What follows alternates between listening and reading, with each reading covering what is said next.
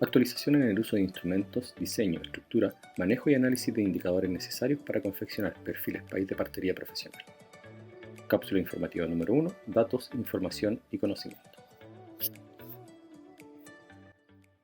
¿Cuáles son los objetivos de esta cápsula? Primero, relevar la importancia de datos, información y construcción de conocimiento. Definir los conceptos básicos para los tipos de elementos que se pueden identificar en la herramienta de recolección y su posterior manejo. Reconocer algunos elementos comparativos. Importancia de las líneas comparativas en el manejo de indicadores. Atributos de los indicadores. Características principales que entregan calidad al diseño, monitoreo y evaluación de los indicadores. Además, definir los elementos para la conversión de datos en información, interpretación y análisis. Describamos algunos términos. Primero, datos, informaciones y conocimiento. Los datos son atributos únicos, insuficientes para realizar análisis y acciones. No tienen significado en sí mismos. En cambio, las informaciones son una asociación de datos que nos permiten contextualizar un evento o situación y tienen la capacidad de motivar un cambio. Sin embargo, el elemento más importante es el conocimiento, que es la transformación de un análisis que nos permite comprender una realidad. Es un acto transformador. Veamos un ejemplo.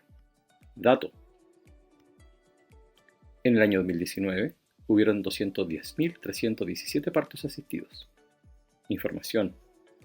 En el año 2019 hubieron 210.317 partos asistidos y el año 2020 192.952, lo que significa una disminución del 8,6% en relación al año anterior. Conocimiento.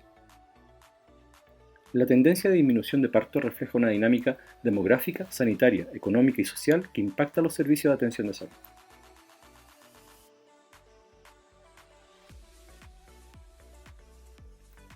¿Qué son los indicadores? Pregunta interesante que podríamos resolver con algunos elementos puntuales. Primero, son variables. Declaran el estado de una situación o un evento. Son mediciones cuantitativas, sin embargo también podrían ser evaluaciones cualitativas. Son una representación de relaciones. Y son evaluaciones del comportamiento de sucesos en el tiempo. ¿Qué elementos debiéramos tener en cuenta para el trabajo con indicadores? 1. Los indicadores pueden verse impactados por fenómenos coyunturales transitorios. El mejor ejemplo, lo que hemos vivido como humanidad en el periodo de COVID-19. 2. Los indicadores deben tributar un objetivo. Siempre debemos tener en cuenta de que nos permiten avanzar o nos declaran un retroceso en la consecución de un objetivo. Número 3. La decisión a tomar en base a un resultado de indicador debe tener una visión amplia. Eso quiere decir de que no solamente el indicador puede ser la información prudente para tomar una decisión. 4. El análisis de indicadores debe desencadenar una acción. Necesariamente debemos generar movilización a través de cómo el indicador nos entrega una información o no. ¿Cuáles son los elementos comparativos para poder realizar un trabajo con indicadores? La línea de base, que se refiere a una medición inicial de un conjunto de datos, una métrica o una situación en un momento específico en el tiempo. Esta línea de base es un punto de partida a partir de la cual se realizan comparaciones o evaluaciones para medir el cambio o el progreso de una situación. El umbral, que es un valor crítico o límite que se establece para indicar el nivel mínimo o máximo aceptable o deseado para una situación que estamos evaluando. Puede ser un punto de referencia que, una vez alcanzado, puede disparar una acción o una respuesta específica. El estándar, que es un nivel o criterio establecido que se utiliza como referencia para medir la calidad, el rendimiento o la conformidad. En general está entendido como el éxito de una evaluación.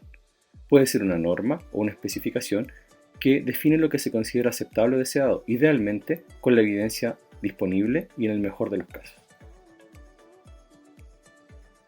Veamos un ejemplo. Línea de base.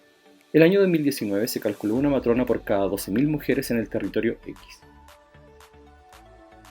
El umbral, aceptado para el año 2024, es que podamos contar con una matrona por cada 6.500 mujeres en ese mismo territorio.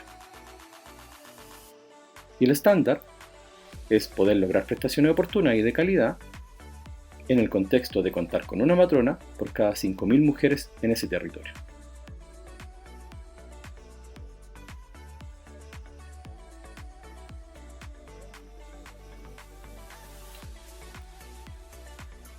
Un dato necesita un contexto, un punto en el cual se pueda comparar a fin de determinar y tener bases suficientes para emitir una opinión o un juicio acerca del desempeño o de una situación en puntual, de un evento, por ejemplo.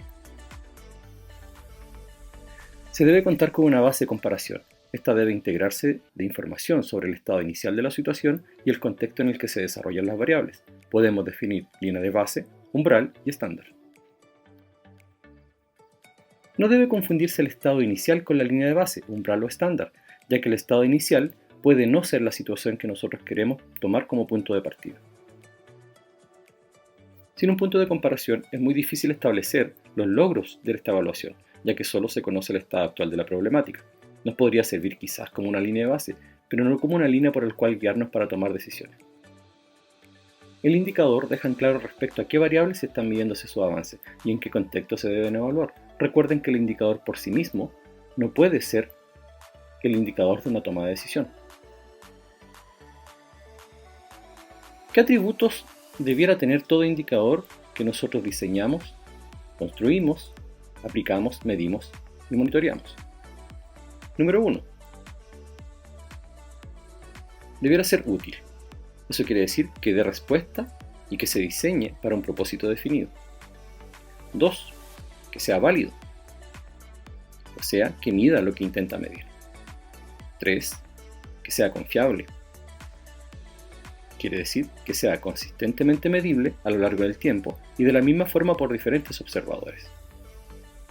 4. Que sea específico, o sea, que mida solo el fenómeno que quiere medir.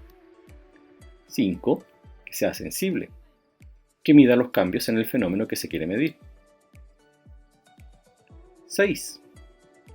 Mensurable, que se base en datos disponibles o fáciles de conseguir, que sea de fácil manejo. 7. Que sea un indicador relevante, que provea información sobre la esencia del objetivo que se quiere medir.